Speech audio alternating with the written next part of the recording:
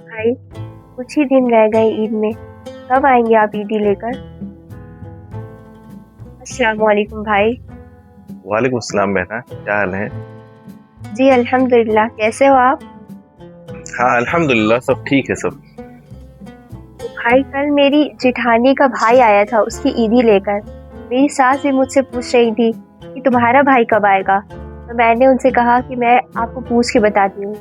अब बताइए ना भाई, ईद में कुछ ही दिन रह गए, आप कब आएंगे मेरी ईदी लेकर? बहना, तुम्हें तो अभी पता है कि मेरी अभी नई नई जॉब लगी है। अब बताओ कि मैं अपनी जॉब को देखूं कि मैं ये रस्मों रिवाज को देखूं। जी भाई, आप बिल्कुल सही कह रहे हैं। मैं भी इन रस्मों रिवाजों को नहीं मानती हूँ, लेकिन फिर भी जब ईद या कोई त्योहार आता है तो बहनों और बेटियों का बहुत दिल करता है कि उनके मायके से भी उनके घर कोई आए। भाई अल्हम्दुलिल्लाह, मेरे पास अल्लाह का दिया सब कुछ है। मेरा शौहर मेरी हर ख्वाहिश पूरी करता है, और मेरे सास ससुर, वो तो हमें अपने हाथों का छाला बना कर रखते हैं। लेकिन पता है भाई, जब भी कोई त्योहार आता है मायके की बहुत याद आती है।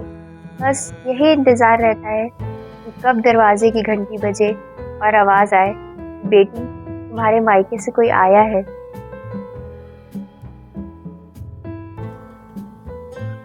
भाई, बहनें और बेटियां कभी भी पैसों और तोहफों की लालची नहीं होती।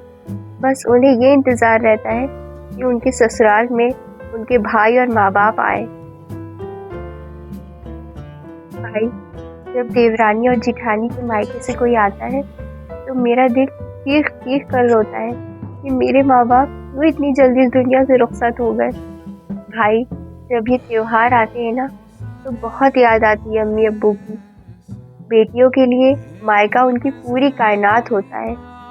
जब मैं किसी बेटे को उसके माँ बाप के साथ बातें करता देखती हूँ, मुस्कुराता देखती हूँ, गले लगाता देखती हूँ, तब एहसास होता है कि मैं यतीम हूँ।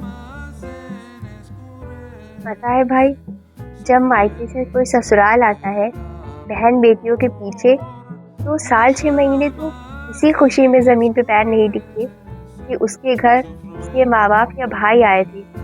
मैं भी दुनिया को बताना चाहती हूँ कि मेरे पीछे भी मेरा बड़ा भाई खड़ा है। भाई, कब आओगे? एक चक्कर तो लगा जाओ। बहन, अब तुम परेशान ना हो, अब रो नहीं तुम। और ये दुनियावी काम तो अब होते रहेंगे। मैं तुमसे कल ही मिलने आ रहा हूँ। जी ठीक है, मैं आपका इंतज़ार करूँगी। अल्लाह हाफिज़। अल्लाह ताला मेरे भाई को सलामत